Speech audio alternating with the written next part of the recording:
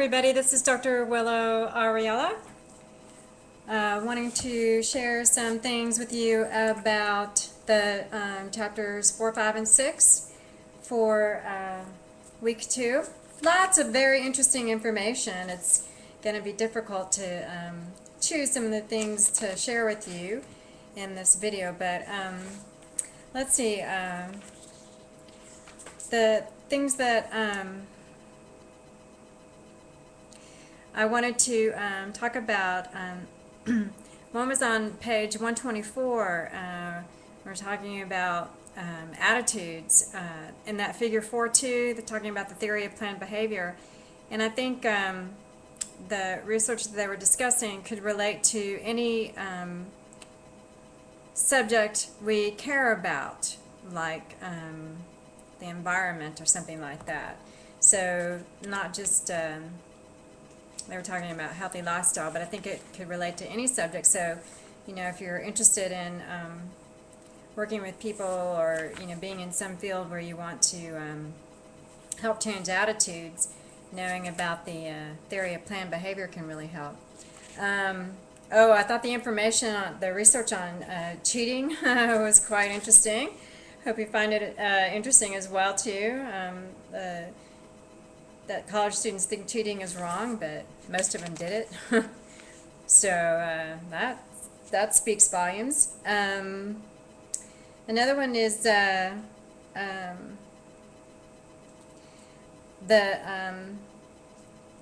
believing what we stand up for information on the bottom of page 127.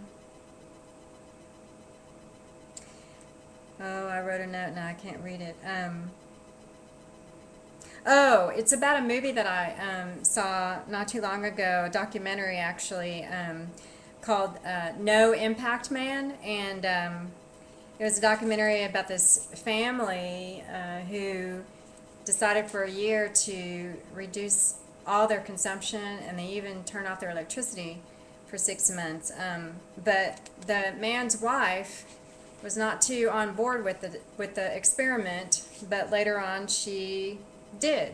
And so that her experience really exemplified that it's also true that we come to believe what we stand up for. So if you get a chance to watch that documentary, you can see that aspect in actual life. Oh, let's see, what other, the foot in the door phenomenon I've been reading about for years. Very interesting about how small requests can lead to larger requests, and talking about, you know, morality. Wow, talk about an intense subject.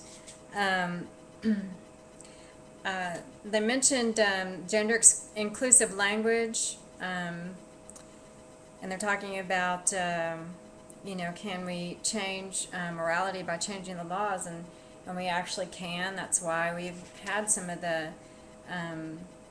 integration and other laws, gender-related laws. So, you know, changing the way people talk can definitely change attitudes. Language affects our behavior and our thinking. Impression management is a really well-known sociological concept, also present in theater, and that's kind of where it comes from. Cognitive dissonance theory is a very well-researched perspective or theory as well, about the tension between saying and doing, and trying to make up for that. I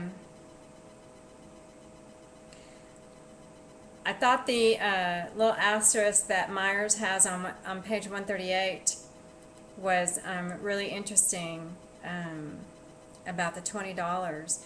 So I hope you read that and get another aspect of this. On page 140, I don't know if you've encountered this, but I certainly have, when I've made a decision about something and then I'm torn between two alternatives, and then once I reject one, I'm really concerned about the one I rejected, and think, oh no, what did I do? So maybe you've had that experience as well. Dissonance after decisions. And then I thought it was funny that he said the grass does not then grow greener on the other side after we've made our choices. He also mentioned when people put down their money, they felt more optimistic after their bets than right before their bets. And I've noticed this when I've invested. I don't, do much with the stock market, but I know that I agonize over my decision of where to put my money, and then once I've done it, I feel a lot better. And I don't know that I'm really optimistic about what's going to happen, but I notice that I feel a lot better, which is interesting. Self-perception theory, also very interesting. On expressions and attitude,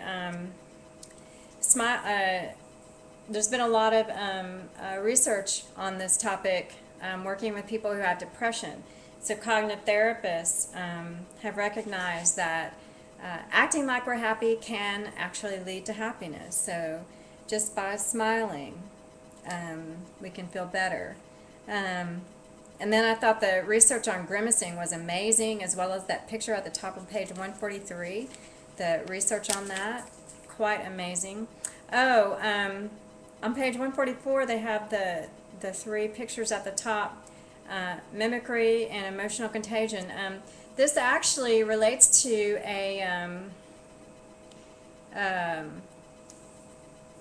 oh man, I can't think of what the term is called for it, but it's a popular thing that was created by psychologists and later popularized by Anthony Robbins, called NLP, Neuro-Linguistic Programming. And Tony Robbins really made this concept popular when he demonstrated how imitating someone's behavior can actually build rapport. So research backs that up. I thought the figure on page 4.7 was really interesting, and the overjustification effect. Comparing theories, also very important that we examine some of this. And I wanted to note and emphasize his point that it's not unusual to find a principle that we can predict from more than one theory. It's also not unusual, and it doesn't mean there's something wrong with the theory that we can disprove it sometimes. It means that more testing needs to be done. But some people kind of think in black and white, and it's like, well, if this theory doesn't apply everywhere, then it's not a good theory. Well, no theory applies to everything or everyone all the time. But we continually test theories to see how applicable they are, and that some theories can provide reinforcement for each other. Self-affirmation theory, I thought that was really interesting, and I've noticed it in myself as well, and wonder if you have, when you try to protect your sense of yourself. Okay, I'm going to stop here and go on to the next video. Be back in a minute.